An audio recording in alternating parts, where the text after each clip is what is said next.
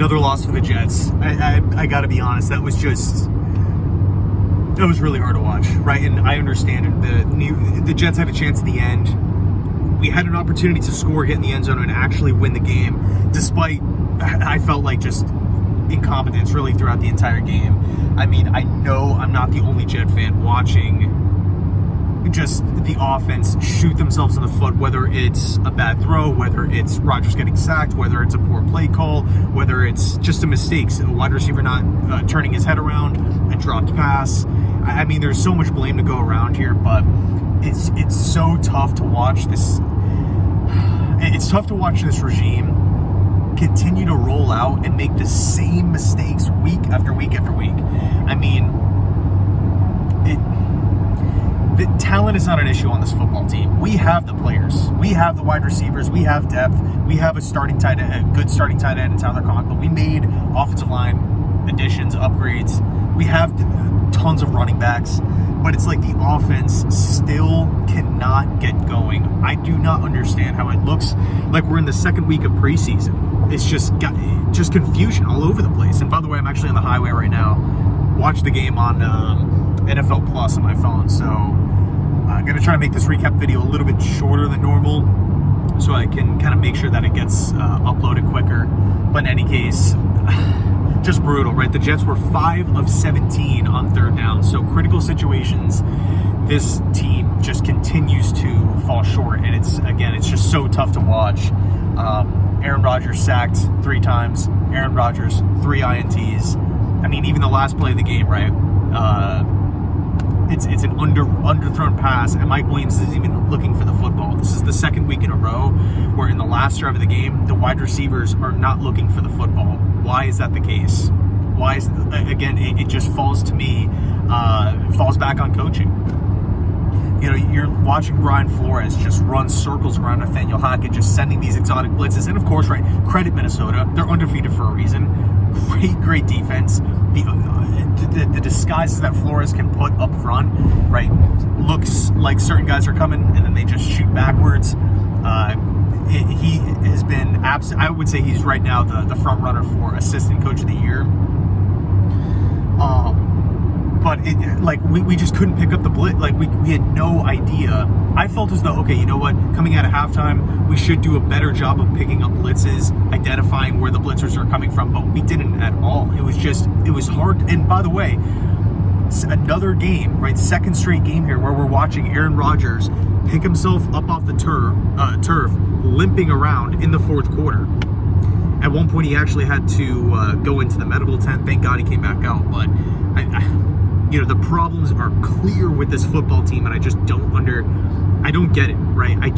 The slow starts, the sloppiness. I mean, we're down 17-0 and we lose 17-23. Obviously, the defense, stepped up in the second half. It really felt like Minnesota's offense stalled out pretty quickly once that second half hit. Of course, you can push back and say, all right, well, Sam Darnold was missing throw after throw after throw. I mean, he was missing wide open guys. But all things considered, you're watching that game like the score to me does not indicate how that game actually went. Especially with all of the penalties. I mean, what was it? I have it written down here. The New York Jets on my notepad. 8 penalties for 76 yards. Here we are again, right? Struggling on third downs. Classic, solid trait. Slow starts. Again, similar spot. Multiple turnovers, 3 picks. Rodgers sacked 3 times. 76 yards in free yardage given to Minnesota. And we lose by 6 points.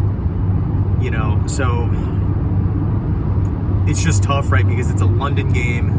There's a lot of travel involved. We have the Buffalo Bills at home next week. Pittsburgh Steelers after that. We're beneath 500.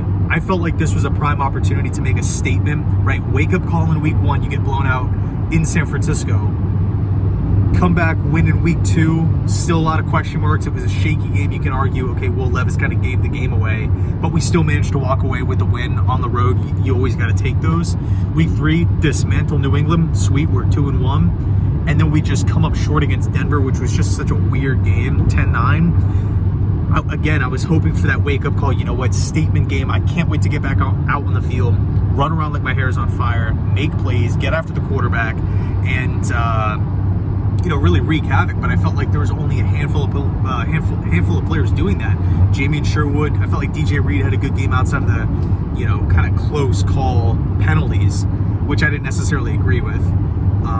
Quincy Williams, I felt like made plays. I mean, he always makes plays every week, but it's just something about this, I guess maybe lackadaisical approach, or lackadaisical, I don't want to use the word effort, but just I do not understand. And we've seen this since Saleh's first season, right? Zach Wilson, different quarterbacks, different offensive linemen, different players, different coordinators, right? Back when it was Mike LaFleur, the team just starts out slow. And so you kind of feel as though we're trying to dig ourselves out of a hole. We're trying to, come back in games as opposed to playing with a lead.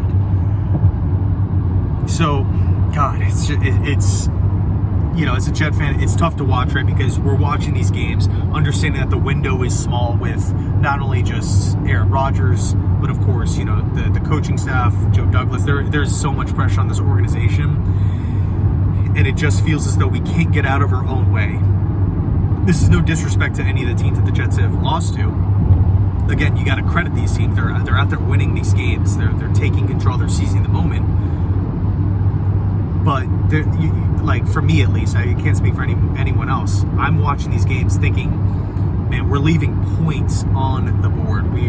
It's missed opportunity after missed opportunity after missed opportunity. A sack here, a penalty there, a bad play call here, a turnover there, and it's just you can't expect to compete weekly, right? Be consistent, going up against well-coached teams, going in, playing a playoff game. I mean, let's ask ourselves, right? I would love to hear your thoughts.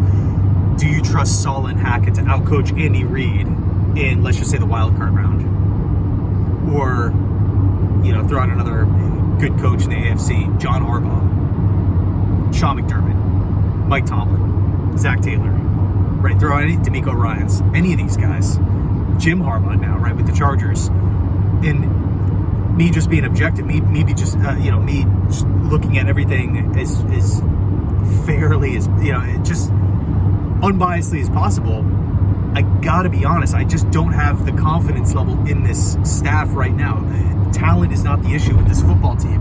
And of course, we have the Devontae Adams rumors and whatnot, and that's great. Devontae would come in and help this football team, but really I feel like the root issue with this team, it's not the talent level, it's not the depth. Like for once, I feel like the Jets have some of the most, this is one of the most talented rosters on paper in football.